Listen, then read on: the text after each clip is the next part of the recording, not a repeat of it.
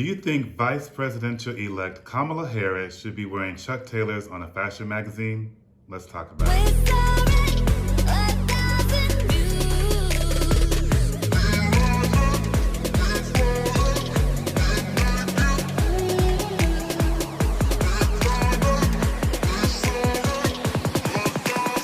Well, folks, we made it past the first week of 2021, and the biggest story is Kamala Harris wearing Chuck Taylors on Vogue magazine.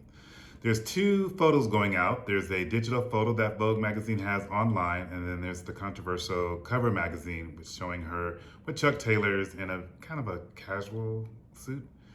And on the digital cover, it's more of a presidential suit. Do I have an opinion? Yes, I do. I was more worried about the backdrop. I was like, did they just throw some curtains up there, toward the pose left, pose right? We got the picture. Good, Kamala? I don't know. But should she wear Chuck Taylors? That's her business. Whenever you are the first person of color, especially a black woman, you're always going to have this pressure of making sure you're doing everything absolutely right. We all know what happened to Michelle Obama when she decided to go to Arizona in 118,000 degrees at the Grand Canyon, and she put on some shorts. Yes, they were a little bit short, but they were shorts. And America and England was all up in whatever because the First Lady had shorts on. Oh my goodness, she was showing her legs.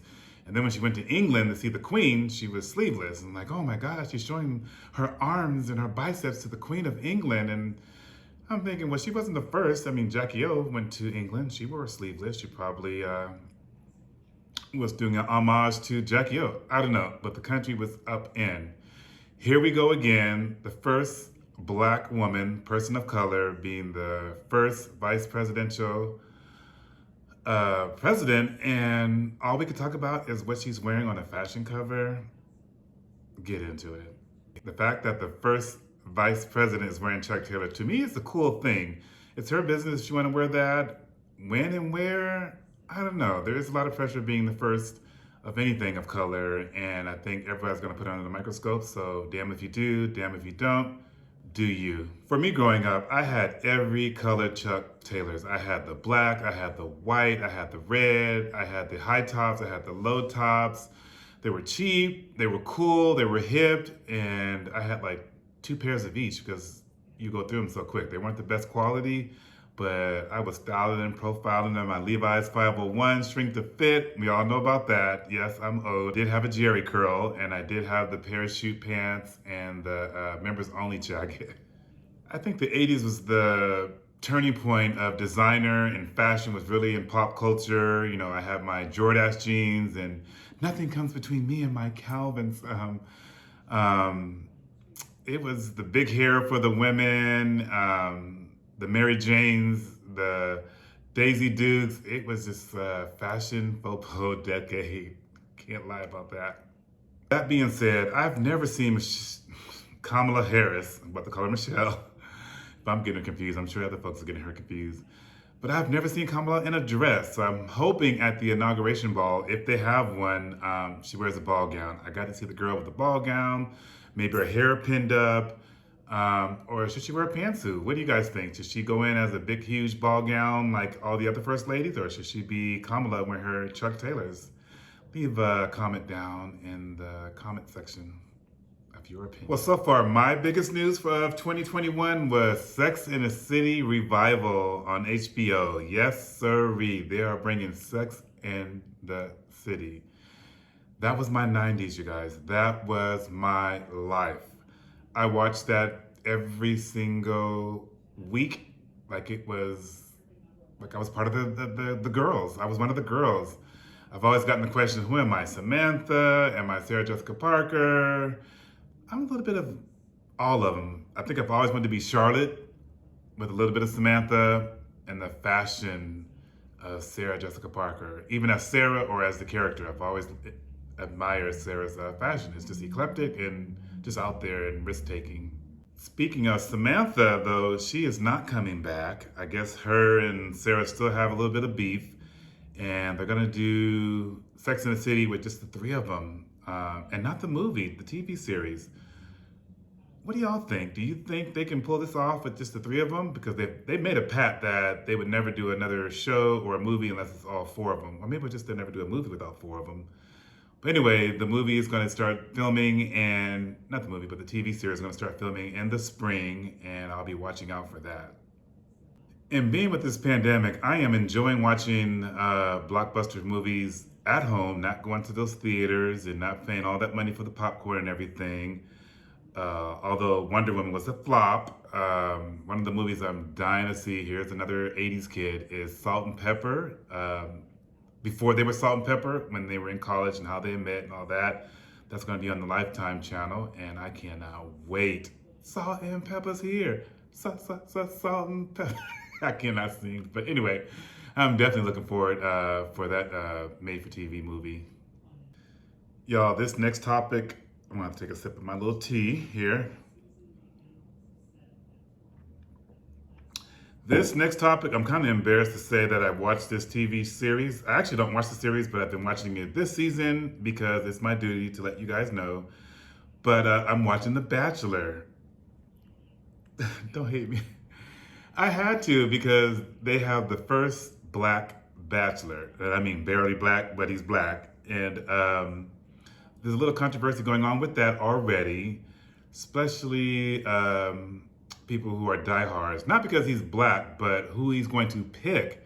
They've already have in their head who he should pick. You know, he's a black guy, he should pick a black woman. Most people are saying he should just pick the best woman. First of all, if you're picking your wife on a TV show, you're already a default. I mean, really, you're gonna meet your wife on a TV show? I mean, that's already a fairy tale. But I think it's up to the producers. They're gonna give him a group of women, which they did already, and they're not 90% black, they're 90% white and Asians and a couple other sprinkles in there. So his odds of picking a black woman, sorry sisters, is gonna be slim. And I saw him on one of the talk shows, and he's aware of the pressure, again, being the first black or something, that people are looking at him and want him to pick a black person. I know the Bachelorette, the first black woman, they were giving her pressure, and she ended up with, I believe, a white guy. I don't watch the series, I'm not quite sure. But do you think it's fair that he should pick a black woman, or pick whoever he loves, or just get off the show entirely? Because I can't imagine you meeting your loved one on a TV show. Also, in other news, I can't believe it's been 40 years since the debut of Dynasty. Who is a Dynasty fan? And I'm talking back like the original series, way before Dominique Devereaux ever stepped on the grace of Dynasty and turned that TV show to what we is now, a cult. One of my favorite scenes is always with her and Alexis condo, and giving out original shade. Get into it. It's burned. Is it? The champagne was obviously frozen in the bottle at some point. If the champagne is too burned for your taste, Miss Devereaux, don't drink it. The caviar, I trust, is not burned. I really wouldn't know. This is Osotrova, and I prefer Petrosian Beluga. Look, Miss Devereaux, whatever it is that you're doing in Denver, I suggest that you tread very carefully with me. Let me ask you, Mrs. Colby, is that supposed to be an implied threat? But 40 years ago, I was a young kid watching Dynasty, watching the fur coats being thrown over the balcony and the cat fights between Crystal and Alexis. And yeah, I was sad when that show ended either. What happened to good TV? What happened to TV shows? I mean, reality shows just taking over the networks. And I miss the good old Family Matters or the Cosby shows. Ooh, I said Cosby Show with Bill Cosby. But family sitcoms, you know, family-friendly sitcoms, no fighting, and just good old laughs, Thursday night must-see TV, you know, just good TV. Where is that? So that is my pop culture news of the day of Getting Into It, my new series here in 2021. I hope you guys enjoy this new series, trying out new things, and I want your guys' opinion. Let me know what you think about this new show here called Get Into It. I'm having fun doing my research and my homework, and I can't believe it's only been a week in 2021, and I'm still stuck on Kamala Harris controversy of Chuck Taylor's. We have way bigger fish to fry in this world. I'm not going to talk about it on this show anymore because you guys didn't come here to talk about all the bad. You want to hear all the good. But I do have an opinion, so I will pop on here and there and give you my opinion on what I think about life. I hope you guys enjoyed watching me today, and I will see you on the next Get Into It. Bye, girl. Bye.